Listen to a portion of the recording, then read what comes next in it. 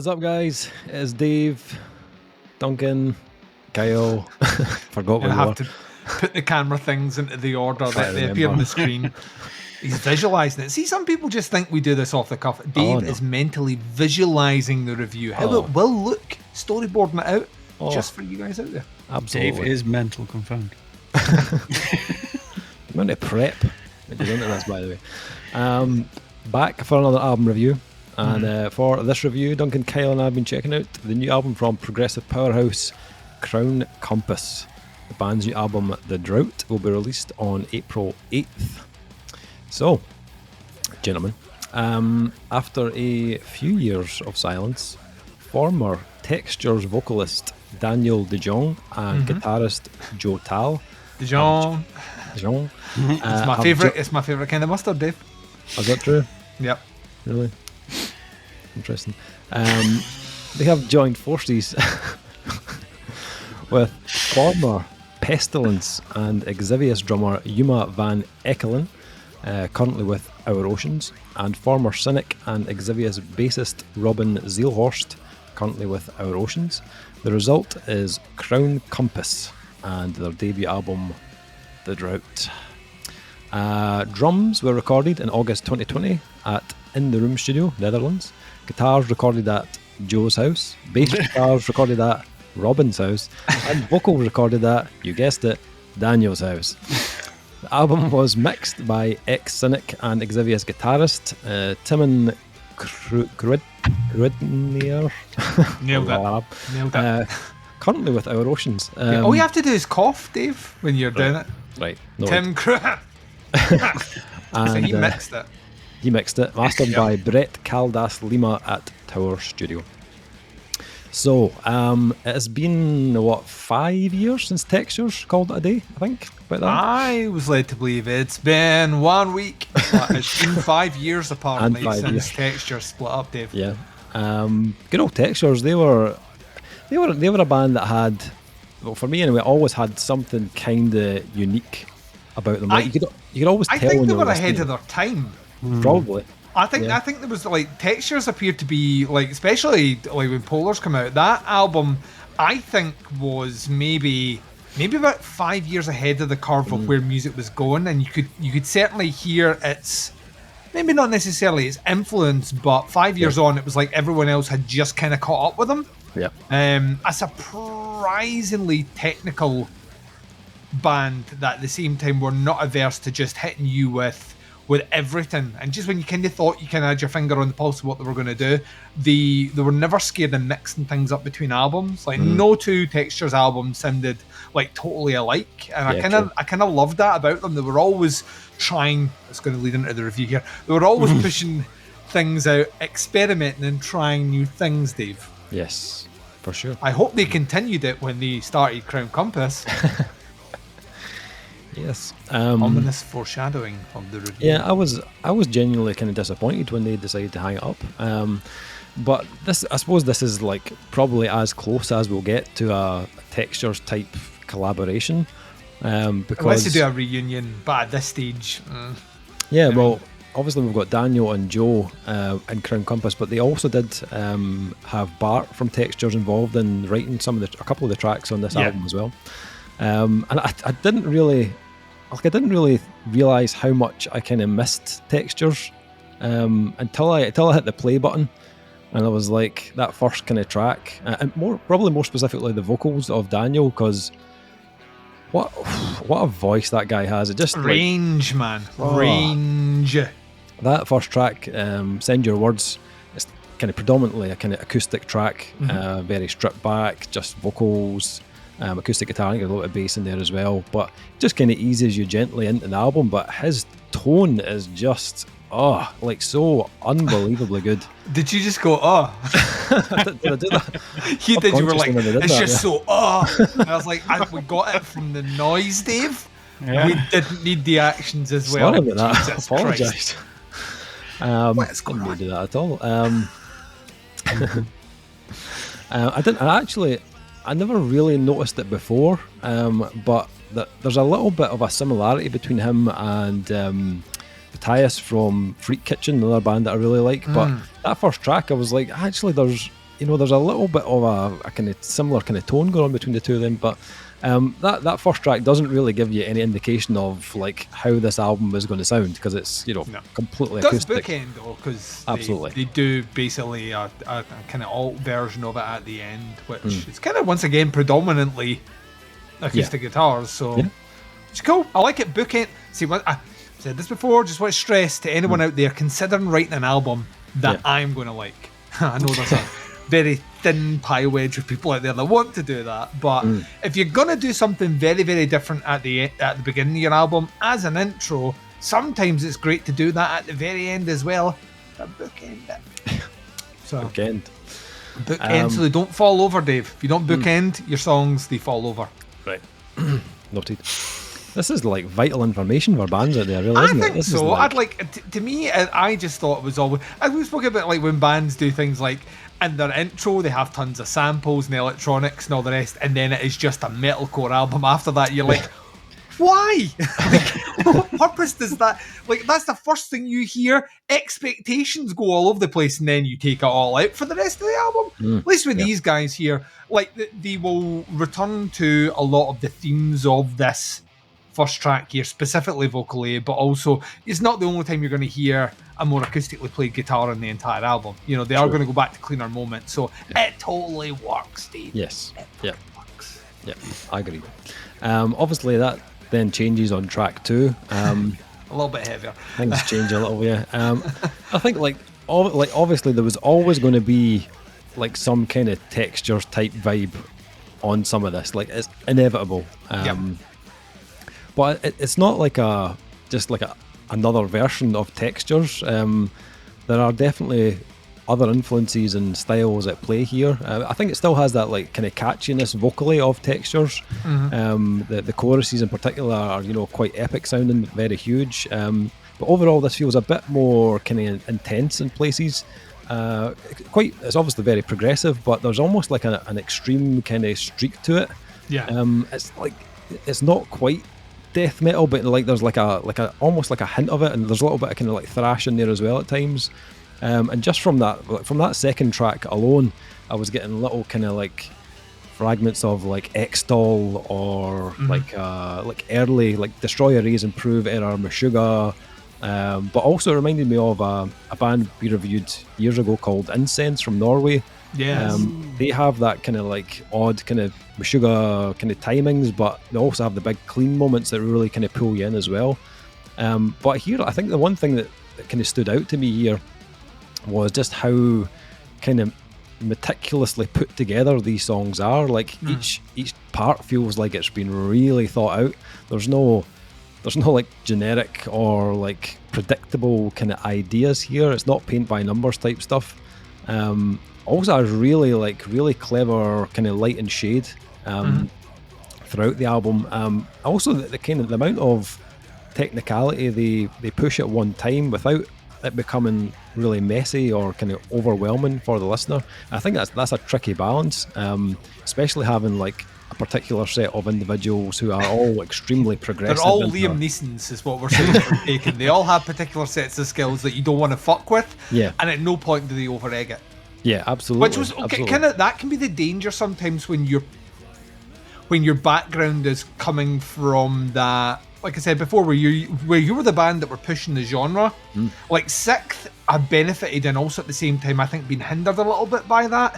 When that last album came out, I mean, it was as technical as anything they've ever done, maybe even more so. But then at times it kind of felt like, well, you're missing that kind of a little bit of that quirk and a little bit more of that melody that made you so memorable when you first came out. And there was always, from my perspective, knowing the lineage of textures, there was always kind of going to be very much like you were saying, this idea of maybe what the band will end up doing is that, well, we've been away for a few years. Music, like we keep talking about, everyone just seems to be becoming more proficient on their instruments.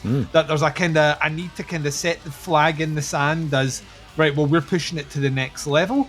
And this is an immensely technical album in a lot of respects, but at no one point was I like, oh, fuck, like just like something where it's so ridiculously, proficiently wanked Essentially, is the word that comes to mind. It's pure wankery for the sake of it. Yeah. It doesn't. It's actually surprisingly well crafted to get close to the edge, but never over the edge. And once again, not on every track. No, like I was expecting it.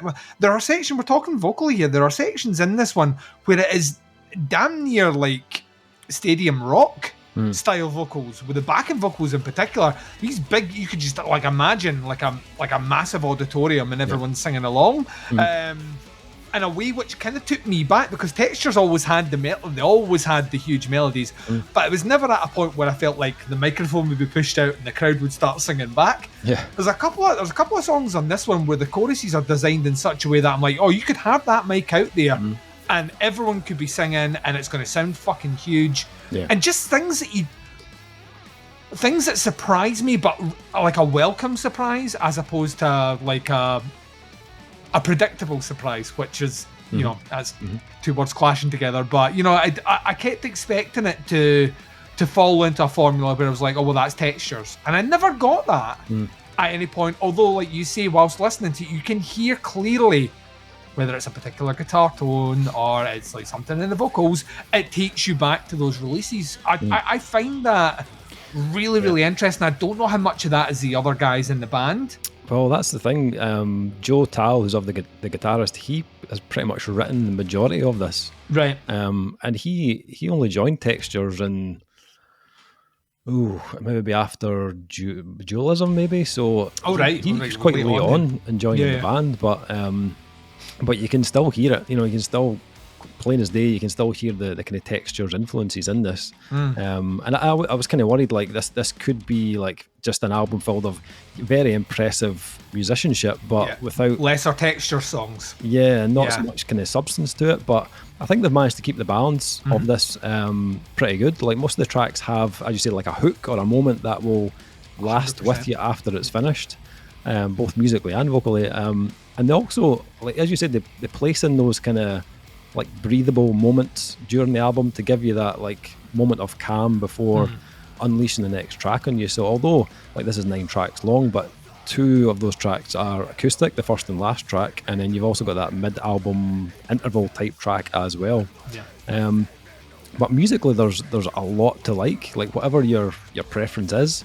The tracks are hugely varied in tempo and rhythm. They dip in and out of melody and aggression. And those aggressive parts do feel really kind of satisfying when they lock it in and just kind of groove a riff. You can't help but totally be in it with them. Like there's a kind of Meshuggah type groove on Extol, which is absolutely killer, but it's cleverly surrounded with lots of nice melody, so the hooks are coming from all directions. And as I've said, there's nothing really formulaic about them at all. Each track takes a slightly different path, giving you all the different sides of like Crown Compass throughout the album. Vocally, I think Daniel has never sounded better, in my opinion. His cleans were always, I felt, head and shoulders above many of the others in the kind of genre, but you know, he's a very distinctive tone, but it was his more kind of aggressive vocals that really surprised me here. He really is mixing it up. There are moments where he leans into almost like black metal territory, which I did not see coming at all, but it totally works. It's really well done.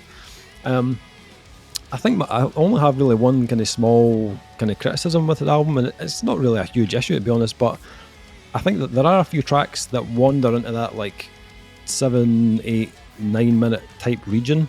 The before the closing track, the last 2 songs are the 2 longest songs on the album, and that's like well over 8 minutes. It's like 8.5 and almost 9.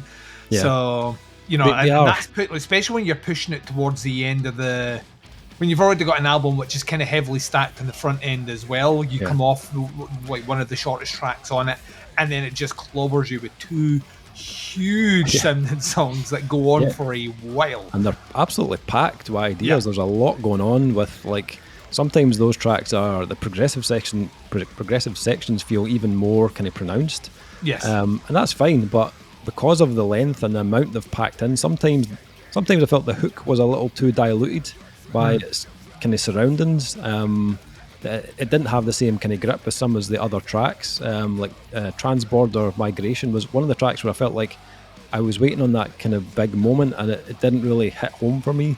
The Drought 2 I had kind of similar feelings about until near the end of the track when it opened up a bit more, but it's not anything that really will stop you from like enjoying the album. It's just like, I think they set the bar very high on some of the other tracks, so you kind of can't help but like compare them.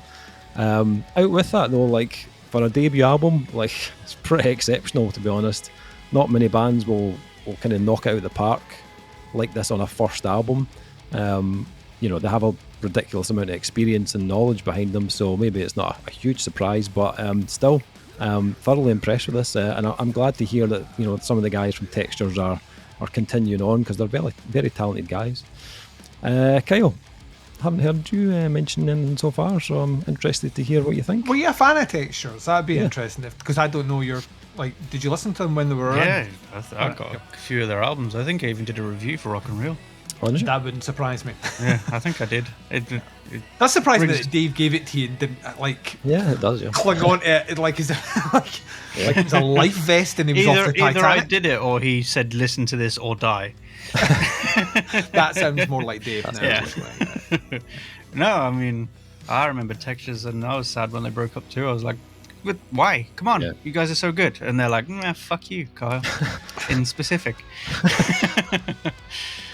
No, I mean, I'm just going to echo a lot of what you guys are saying. There's loads to love on this album. I actually didn't know it was the previous members of Textures until after I'd already started it, because I always tend to like listen to a few songs and then read the thing if I'm interested, and then like I was like, that explains a lot. Yeah. Like, I think starting off with the acoustic song and bookending it in that way, I think it's a very bold move for what's in between those two songs. It's like, it's like you started off very acoustic and very sort of like, well, this sounds lovely, and then the next song is like, holy fuck. Is this the same album? What's going on? But they come back to it quite a lot of the clean moments, and it's, I mean, all those transitions they go through, all of the different like sort of varies and genres and the stuff them sort of mixing together, it's flawless in my opinion. Just so naturally just put stuff together and make things sound fresh and new. Especially like you mentioned that part with the progressive riff, black metal vocal somehow works. I'm like, all right, what? Cool. I didn't know we could do this. Now I do. But I mean, the same gripe I had was it was the same as yours. It was those two songs before the last one was like, guys, come on. Those are 2 9-minute songs, almost 9 minutes. And it's like, it's a lot to get through at the end there, and it's like, you've already packed this album with so much good stuff, but I mean, that's the only thing I can say about it. The production is fucking perfect. Like, that bass tone, dude. That bass tone is fretless bass. That bassist is on another planet.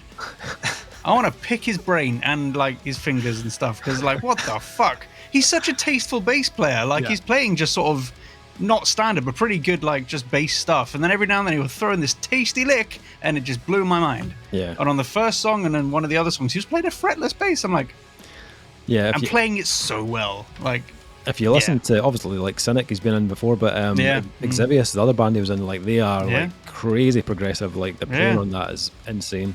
He's an incredible bass player. He should be up there with the greats because he's absolutely fantastic. He's not overplaying all the time like Jamiroquai. He is absolutely just... You just throw something in every now and then. Fucking... Also want to stress that Jamiroquai himself does not play bass in that band. Right? No. Like, the bass player, the session bass player in Jamiroquai. Before people are there going, Jamiroquai plays the fuck... And he's walking around on that treadmill. Again, could you imagine that bass line on that treadmill? Oh, I did. Really hard to play Jamiroquai bass lines, but I managed it. Just a little bit, Like, where did you come up with this? But this is the guy's the same. Like, he'll be playing along normally, and then suddenly, what the fuck? Where? How? What drugs are you smoking to come up with that? And where can I get some? So I liked it. Nice. Duncan, anything else you want to add? Just once again, kind of just piling on the goodwill. This like when you lay out the component parts, none of us should be surprised that the album is as well written as it is. I would say that like an album isn't always a sum of the musicians that are involved with it, and we've had plenty of supergroups that have stepped up to the plate and released something highly mediocre, and then you look at the stuff they've come from and you're like, but you're the guy that did this. Yeah. How is this the thing that you like, the passionate thing you really want to work on is the thing that sounds lesser than the thing you were involved with?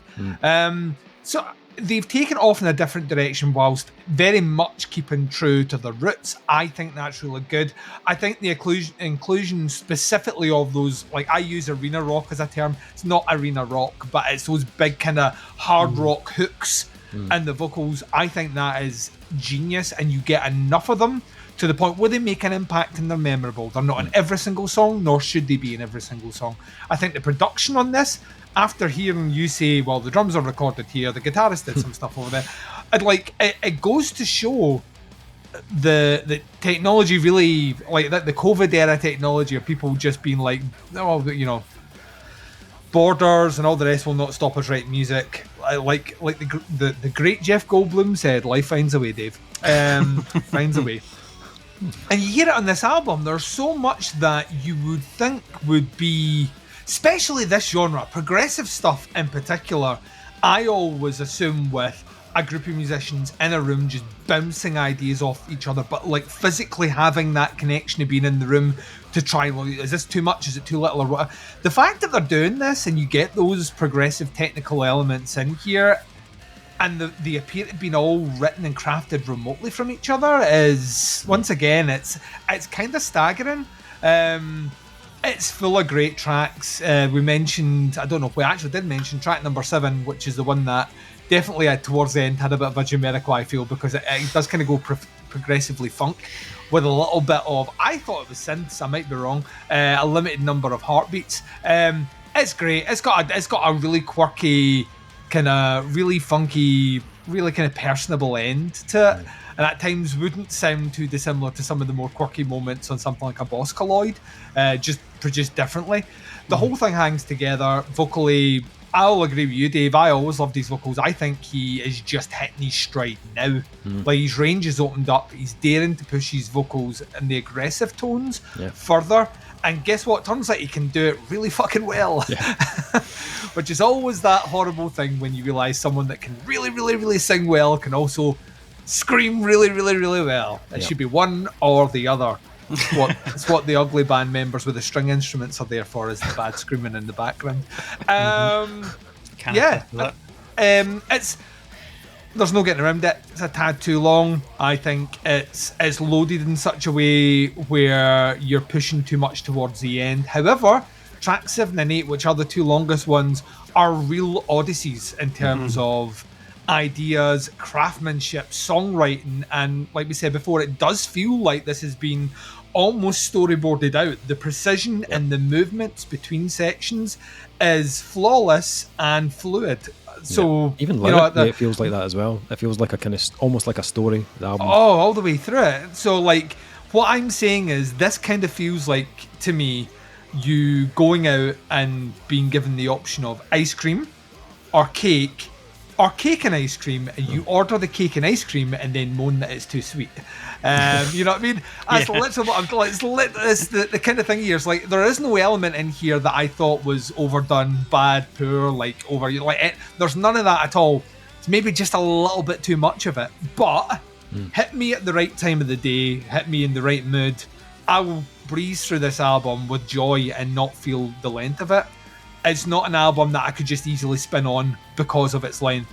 I would feel like the back half of the album would feel like I would really need to put a bit more concentration into it just because of the movements and the works. It's great. I'm with you guys. I'm so glad they're back. Can't wait to hear what happens with this band.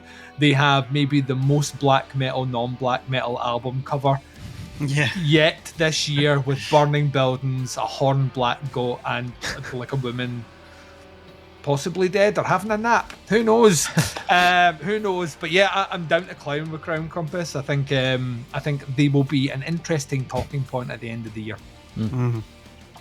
Interesting. Okay, so where would we score this? What would you rate The Drought by Crown Compass? There's very little to complain about here, to be honest. Like, I'd really be nitpicking at it. The length is the only thing. I felt was a couple of tracks were a tad too long, and maybe it's kind of started to lose the kind of the impact of some of the hooks. But apart from that, I thought it was a really good album. Probably coming at 4.5 on this one. Kyle, what are you thinking? Exactly the same as what I wrote down on my thing. It's like, yep, this is a 4.5, if not a 5. But it is a 4.5, yeah. Duncan? Tiny little bit lower for me. This is a 4. I can't wait to listen to it more. And let's finish this before Dave shows me the door. That's why he's the lyricist. Crown Compass, the Drought, out on April 8th. I'll put links below to the Facebook, to the Bandcamp. Check it out. If you're a fan of textures, or even if you're not a fan of textures, check this out. But let us know what you think. Stick some comments in below once you've heard the album. Happy to hear your thoughts on it. That is the review. Thank you for checking it out. We'll be back with a new review very soon. But until then, take care. Speak decent. Bye, everyone. Bye.